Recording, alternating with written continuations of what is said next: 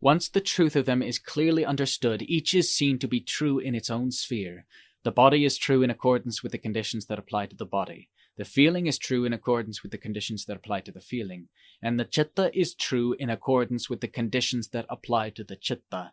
Each of them is true in its own way, without influencing or disturbing the others. Even death is a true, natural principle. So why get so shaken up about it and give the Kilesas a reason to laugh at you, when mindfulness and wisdom investigate without retreating until they understand clearly the truth of the body, the feeling, and the chitta? One of several things happens. All painful feeling vanishes in an instant at that moment. Or, even if the pain does not disappear, it does not make contact with the chitta as it used to.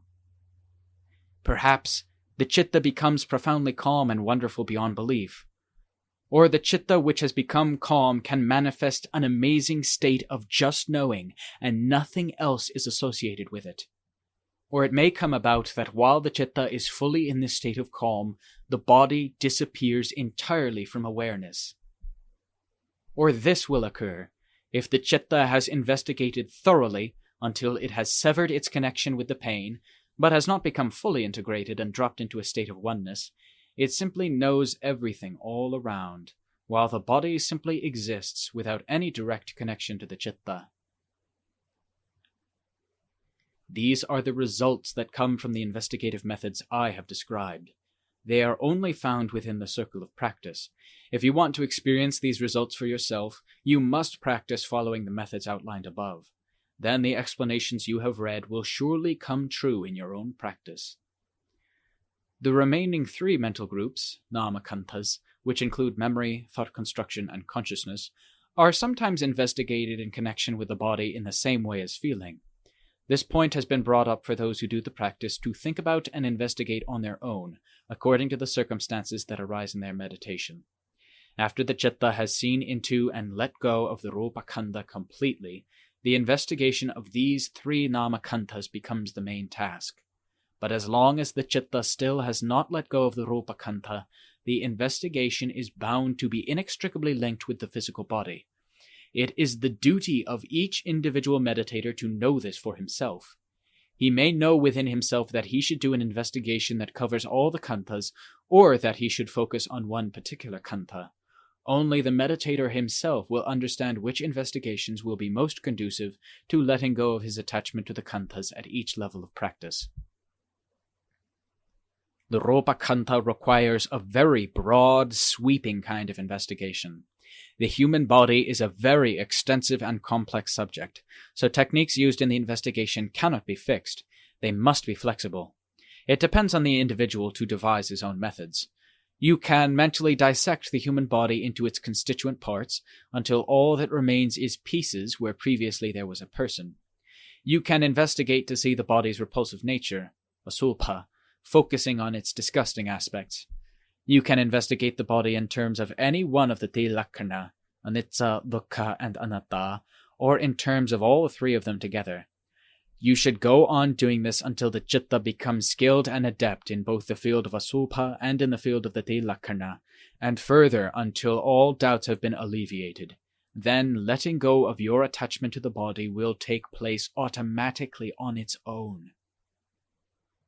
When the chitta has let go of the rupakhandha, it will turn its attention to the 3 namakanthas, which are memory, thought formations, and consciousness, pursuing them relentlessly with the absolute maximum of whatever mindfulness and wisdom it has. Because they are already at the stage of being fully proficient, mindfulness and wisdom will go about this work on their own without having to be in any way forced to do so. This adeptness of mindfulness and wisdom began displaying itself at the stage when the investigation of loathsomeness in the body was practiced.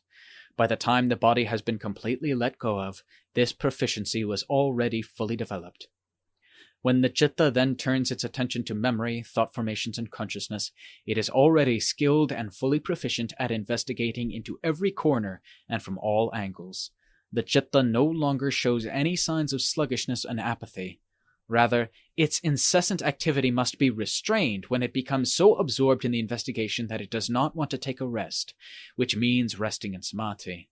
At this stage, the terms Mahasati and Mahapanya that we have read about in the ancient texts will come to life in the mindfulness and wisdom that revolve ceaselessly around the Namakanthas, investigating each and every aspect of them. There is no need to ask anyone else about it. From the point where the true nature of Asulpa is realized quite clearly by means of investigation, all laziness and weariness disappear entirely. They seem to be completely absent from the citta. For this reason, it becomes obvious that laziness and indifference are both just members of the Kilesa family. They bind the legs and bind the hearts of living beings all the time, so that they cannot step onto the path towards what is good and right. But as soon as they are torched by the ascetic fire of Dhamma, Tapathamma, led by mindfulness and wisdom, they are burned to destruction. After that, laziness never appears in the citta again. All that remains is an intense concentration on all aspects of striving the whole time, except only in sleep. Even though the Kilesas are still lurking in the heart, they don't dare to obstruct one's efforts in meditation. Then it's only a matter of time before the Kilesas are laid to rest for good. An investigation of the three Namakanthas, done by someone who has already developed superior mindfulness and wisdom when dealing with the Rupakantha, will progress both quickly and proficiently. No other level of mindfulness and wisdom anywhere in the relative world of convention acts so quickly. The citta, which has already let go of the Rupakantha, still has to train mindfulness and wisdom using the visual images of the physical body that arise in the thinking mind as their object. Mindfulness and wisdom track these images as they constantly arise and then cease, time after time, until the images of the body appear and disappear as quickly as flashes of lightning.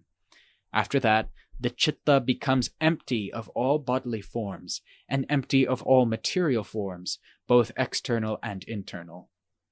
All interest in investigating these things dies away from then on.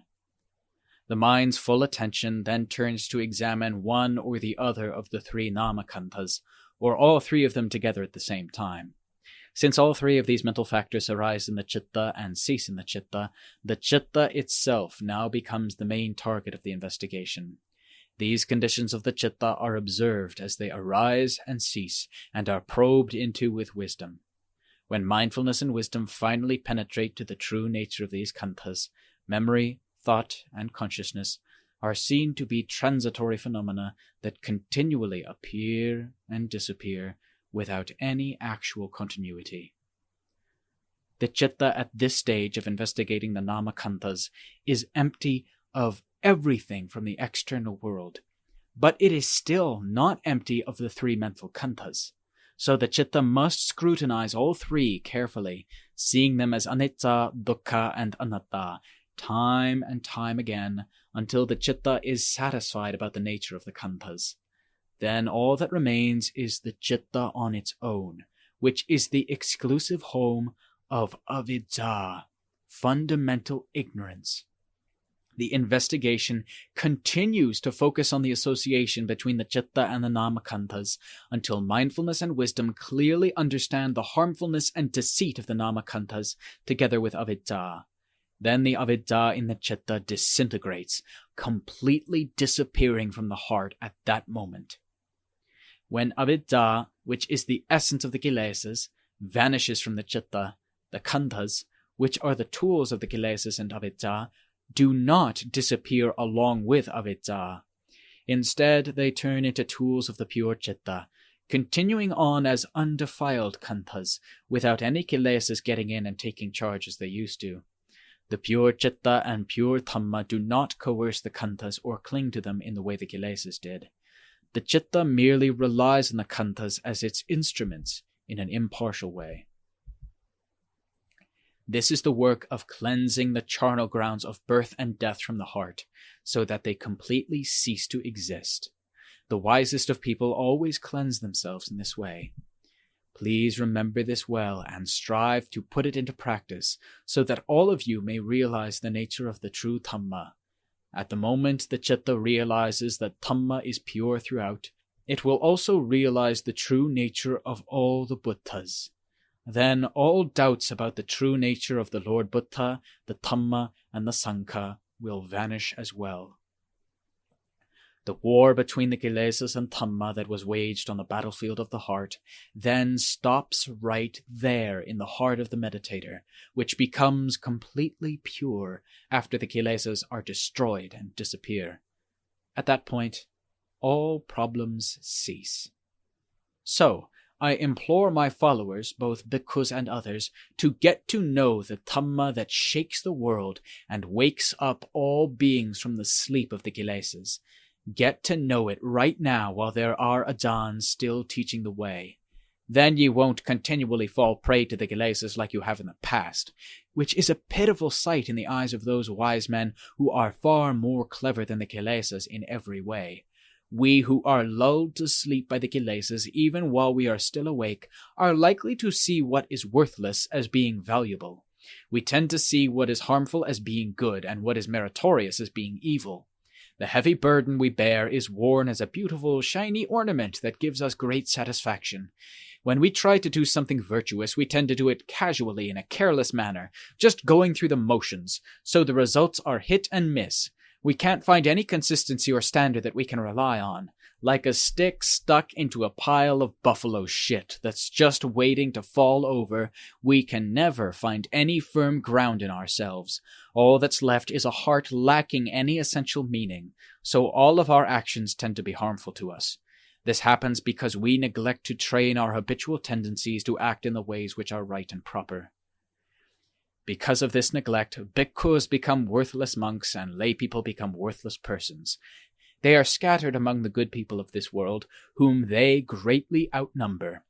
If we are to choose between the righteous and true bhikkhus who are practicing in the right way, supatipatti, or the righteous and true lay followers who are practicing dana, sila, and bhavana, and the worthless bhikkhus and lay people, which path will we choose? We must examine this matter well and decide quickly, for once we are dead it will be too late. The virtue that we should expect to gain does not come simply from wearing the yellow robes, or from inviting bhikkhus to chant the Kusalamadika and accept Pangsakula robes at our funeral. It depends solely on us training ourselves to have Kusala Dhamma, which means to be skilled at removing all bad things from our hearts while we are still alive. Don't say I didn't warn you. Please take note of this warning and remember it in your hearts. Then always try to put it into practice by following the way of attahi attano nato. Always try to rely on yourself as you walk the path, allowing Dhamma to light the way. Then you won't be an old-fashioned bhikkhu or an old-fashioned layperson, behind the times in regard to goodness and virtue, and the path, fruition, and nibbana which the Lord Buddha taught in a fresh, contemporary way, with supreme metta. I myself am growing older and older every day, and it is no longer easy for me to lead and teach my followers. Meanwhile, bhikkhus and novices keep flooding into the monastery in larger and larger numbers to receive training and teaching. When you come to study and train with me, you must commit yourselves to the practice with real determination. Don't bring along a half-hearted attitude, damaging yourself and your friends who have set their hearts on the practice of Dhamma, for this will ruin both you and the others.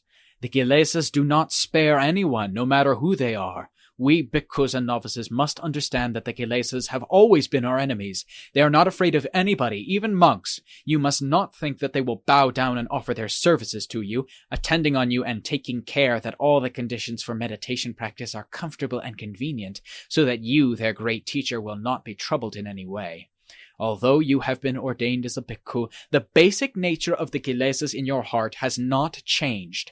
They have been squatting on your head since long before you ordained, and they will never agree to come down on their own, because they have always been tyrants which bully bhikkhus and lay people alike. They are not afraid of anyone anywhere in the world, and they will continue in this way endlessly if you don't hurry to get rid of them completely from this moment on, so that they are utterly destroyed and dispelled from the heart. Today I have opened my heart and explained to you everything I know about the path of practice. I have described the causes, which are the rigorous methods that are effective for fighting the Kilesas, and the effects, which are the various results brought about by diligently following these methods. All of these I have disclosed to you without holding anything back. Nothing, however small, has been left hidden or concealed. So now each of you should take these methods and use them to the best of your ability to straighten out the onerous, unruly Kilesas within yourselves. But be careful not to let the Kilesas straighten you out by making you lie prostrate before them, instead of you straightening them out. This is something which concerns me greatly, so I don't want to see it happen to you. I myself have been flattened by them in the past. I learned such a powerful lesson from it that I cannot help but warn all of you to avoid the same pitfall. Venerable Ajaan Khao's life and practice is a truly amazing story. It clearly illustrates the Dhamma teaching about the effectiveness of stubborn determination and anger when directed against one's own Kilesas. He was strongly imbued with both of these factors in his practice of Dhamma. Ajaan Khao possessed a remarkably resolute character, and liked to put his whole strength into whatever he did. He had been like that since he was a layperson, and when he was ordained he carried these characteristics over with him. The longer he was ordained in Buddhism, which is a true religion that teaches people to act truly in whatever they do, the more he felt impressed by the principles of Dhamma. Both Ajaan Khao's mode of practice and his level of spiritual attainment are worthy of the utmost respect. He always preferred to practice in remote, secluded locations, with such single-minded resolve that his diligence in this respect was unrivaled among his peers in the circle of Thutanga bhikkhus. Ajaan Khao had a streak of very strong determination in his character, which may be seen from what has been written about him. He had no difficulty in sitting in meditation from dusk until dawn. He could sit all night whenever he chose to do so.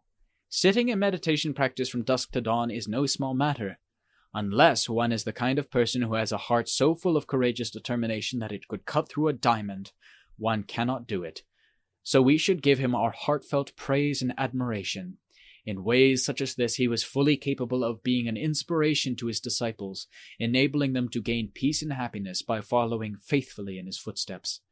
When he was alive and still possessed the 5 khandhas, he had absolute certainty in himself that he had reached the end of becoming and birth. This was completely self-evident to him. When it came time for him to let go of the khandhas, he attained the state of ultimate happiness, but among Sukhang, in all respects, totally free of all responsibilities and concerns. May good fortune and blessings come to all of you who read the biography of this truly amazing spiritual warrior. As long as you do not give up your striving in the practice which leads to Dhamma, one day you will surely admire the pure treasure of Dhamma to your complete satisfaction, just as Ajaan Khao has in his own heart. This is bound to be the case, for Dhamma belongs to everybody who practices in the right way.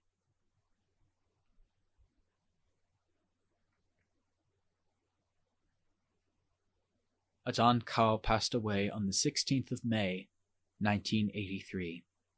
He was 94 years old and had been a monk for 64 years.